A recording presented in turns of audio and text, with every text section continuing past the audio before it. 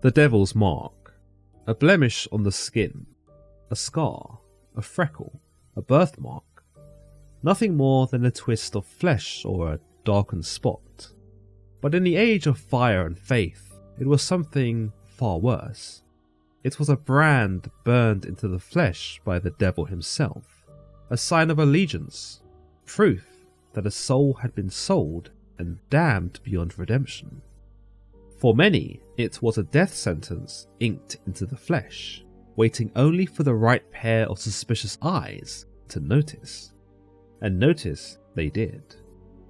For centuries, across the blood-stained lands of Europe, men and women were stripped bare, their skin examined under torchlight, their bodies poked, pricked and prodded. Witch hunters and inquisitors searched for anything that did not belong. An extra nipple, a wart, a mole that failed to bleed when pierced with a needle. If something out of the ordinary stood out to the examiners, it was often concluded that this was evidence that the devil had been here and had made the suspect one of his own. Witch finders, like Matthew Hopkins, made a living from the hunting of those with such marks, roaming the countryside with sharp needles and deadly motives. In France, inquisitors of the Chambre Ardente examined bodies under candlelight, claiming to see the devil's touch in the skin of the accused. In Germany, the Würzburg and Bamberg trials turned the search for the mark into an assembly line of death, where hundreds of men, women, and even children were condemned by the natural marks and blemishes of their bodies. Today we'll be exploring this devil's mark and seek to discover just what this mark meant to the investigators who found it, as well as aim to understand the greater mythos surrounding these unfortunate imperfections. The devil's mark, sometimes known as the witch's mark across 17th century Europe, was believed to be the permanent marking of the devil upon one of his followers, done so to seal their fealty and to underscore their continued service to him. In the Bibliothèque, a Scottish journal of bibliography encompassing historical and literary fields, a discord on witchcraft by a Reverend John Bell in 1705 can be found, which tells us of the mark. 'Tis but rational to think that the devil, aping God, should imprint a sacrament of his covenant. The tradition varied across Europe, with some speculating that the devil would claw his victims during a painful initiation ritual, thus leaving a mark, or that this ritual was more sexual in nature, whereby the devil would lick, kiss, or suck the area to produce his stain upon the human in question. According to a 17th century treatise, Disquisitionem Magicarum, by a Jesuit priest named Martin del Rio, he tells us that the devil could either grant the mark individually to those who were susceptible to him, or would do so at Sabbaths. In A Secret Commonwealth, a 17th century collection of fairy folklore by minister Robert Kirk, a few important clues are left for us by Kirk that gives us an insight into an alternative belief toward the witch's mark in Scotland and Greater Britain, whereby he tells us that evil angels were responsible for the marks. He tells us that it was a damnable practice of evil angels, their sucking of blood and spirits out of witches' bodies till they drain them into a deformed and dry leanness to feed their own vehicles withal, leaving what we call the witch's mark behind.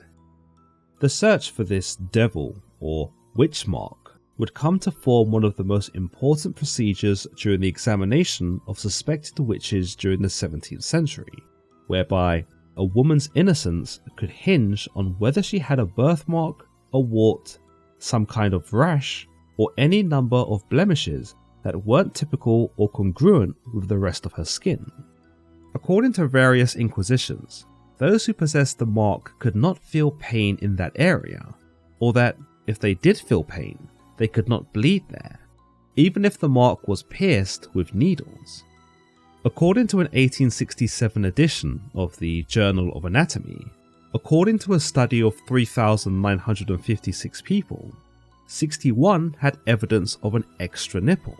With such data, historians have considered that many of the witch marks that were found across Europe may have very well have been merely third nipples, which of course at that time would have been so misunderstood for its abnormality that associating it with Satan or something demonic may have been all but impulse for an orthodox examiner.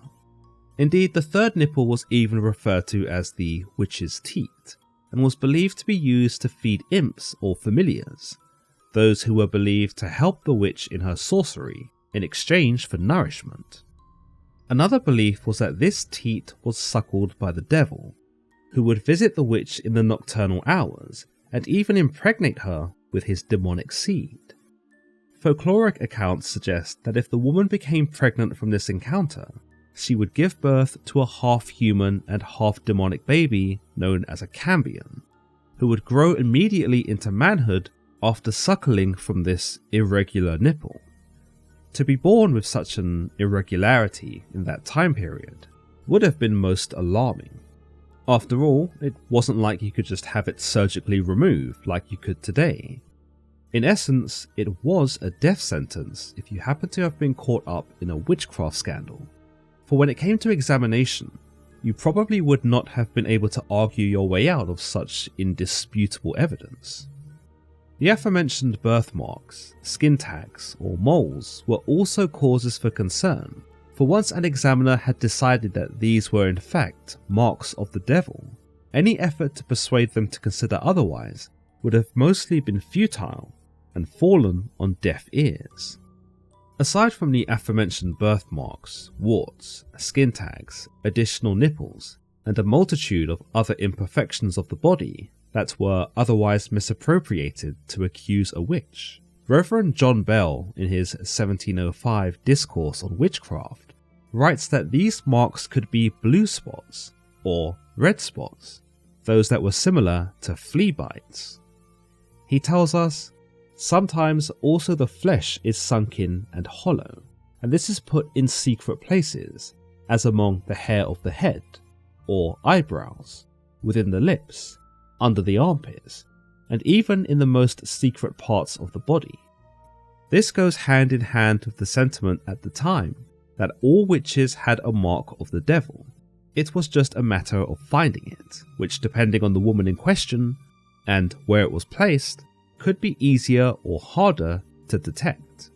Bell continues of his own eyewitness account of such an inspection, telling us, "I myself have seen it in the body of a confessing witch, like a little powder mark of a blue colour, somewhat hard and withal insensible, so it did not bleed when I pricked it." Another account by the aforementioned minister Robert Kirk, who believed the witch's mark was left by evil angels who had sucked the blood of the women for nourishment akin to the likes of vampires, also tells us of a vivid description of what he had seen in one of these examinations, telling us, "A spot that I have seen as a small mole, horny and brown coloured, through which mark, when a large brass pin was thrust, both in the buttock, nose and roof of the mouth, till it bowed and became crooked, the witches, both men and women, neither felt a pain nor did bleed, nor knew the precise time when this was a-doing to them, their eyes only being covered." According to the Disquisitionum Magicarum by Jesuit priest Martin del Rio, the witch's mark could be described as a stigma, or the stigma diabolicum in Latin, and it was alleged that it could take the shape of either the foot of a hare, a rat, or the leg of a spider. Some historians support the 20th century work by British anthropologist Margaret Murray, who put forth the idea that the witch's marks may have been tattoos given out at clandestine pagan ceremonies. In her works, The God of the Witches, Murray argues that witches were indeed up to some form of no good, and that whilst this wasn't black magic or harmful sorcery, it was something that society disapproved of nonetheless, keeping the old gods and the old pagan customs alive in secret gatherings. The practice of tattooing itself is pretty ancient and does find its place in many cultures around the world, dating as far back as the Copper Age. Yet we also know it was not something well adopted within traditional Orthodox and purist Christian communities.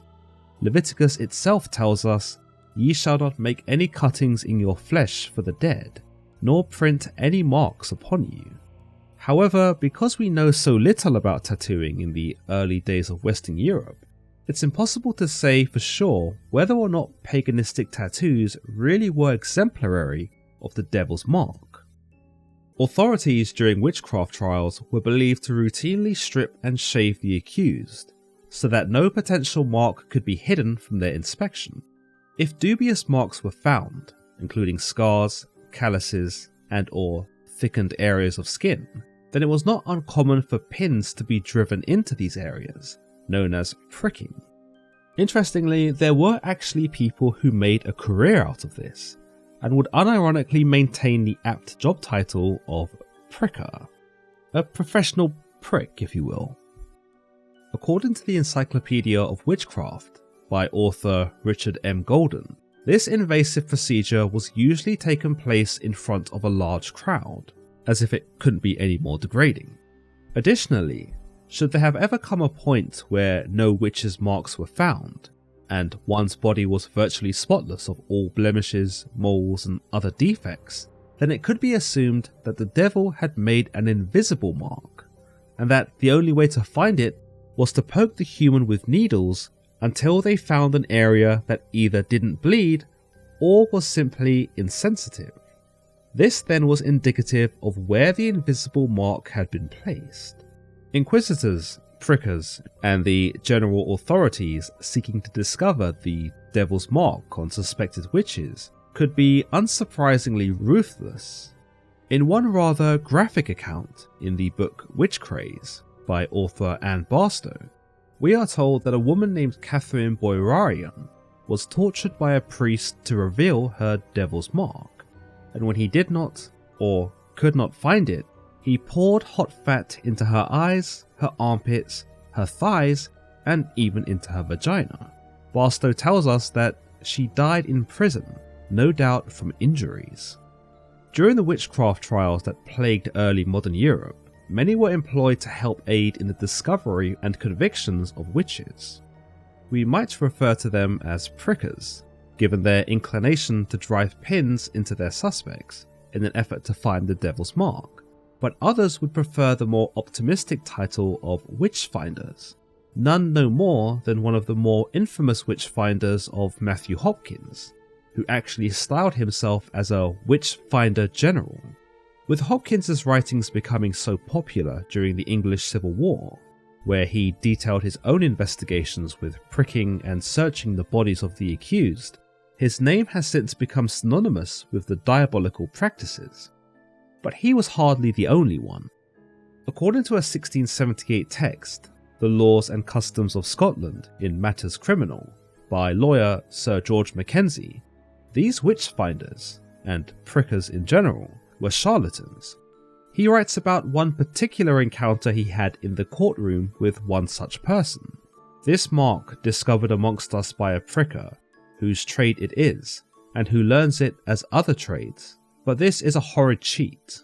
There are many pieces of dead flesh which are insensible, even in living bodies, and a villain who used this trade with us, being in the year 1666 apprehended for other villainies, did confess all this trade to be mere cheat. Other professional prickers, though once celebrated, did come to be reprimanded by the courts, with one of the more famous Scottish accounts of one John Kincaid actually imprisoned for pricking suspected witches without any legal permission. Another James Patterson was believed to have adopted a similar career, and you can only imagine the scandal when it was later revealed that he was actually a woman in disguise. From what we can tell from such accounts, there were many rogues out there during the 17th century who, for whatever reason, enjoyed subjugating their fellow man to humiliating public torture for a tidy profit, knowing full well that their victim was probably going to be sentenced to death. Whilst most of the witch's marks can be easily explained away in retrospect as birthmarks, blemishes, warts, and other related skin abnormalities, The numb or insensitive areas of skin that had witchfinders and prickers convinced that they had something supernatural on their hands may have been harder to have explained away. However, once more, in retrospect, there exist several hypotheses that make even these cases far less supernatural and much more mundane. For one, it can be assumed that hysteria played a huge role in these instances, whereby the fear of being searched and the fear of the consequences of what would happen after could have caused a rush of adrenaline that heightened the victim's pain perception. Indeed, this may have been evident in their ability to be pricked in various areas and not visibly express any pain. Another idea is that these people being examined may have typically been malnourished and exposed to diseases given their living conditions, particularly those who had already been imprisoned in rotting jails, where they could expect to find an unsanitary and insalubrious home. This may have gone hand in hand with the victims already suffering from the effects of poor circulation, which would explain the lack of blood when pricked, arthritic problems, particularly amongst the elderly, who were often preyed upon in such trials, or those suffering from vitamin deficiencies, or diseases like syphilis, conditions often associated with numbness of the body. Others may have simply suppressed the pain under the anxiety of being searched at all. Remember, many of these examinations took place outside in public, so along with the anticipation of being found innocent in this search, which was highly unlikely, they were also probably incredibly embarrassed to be publicly displayed and shamed in such a manner. In suppressing the pain, or being too humiliated to realise it, they might have just wanted the whole ordeal over and done with, and thus, reacting to every poke and prod just wasn't something their brain even registered under such duress. A more modern theory suggests that some of the accused may have been suffering from Lyme disease, particularly in the likes of Salem Village, which was situated in a tick-heavy area. In fact, according to later studies, many of the marks found on the bodies were a variety of red marks and rashes, those that may have been indicative of bite marks. As always guys, if you've enjoyed today's episode, then don't forget to leave this video a like and don't forget to subscribe for more content just like this. Until next time.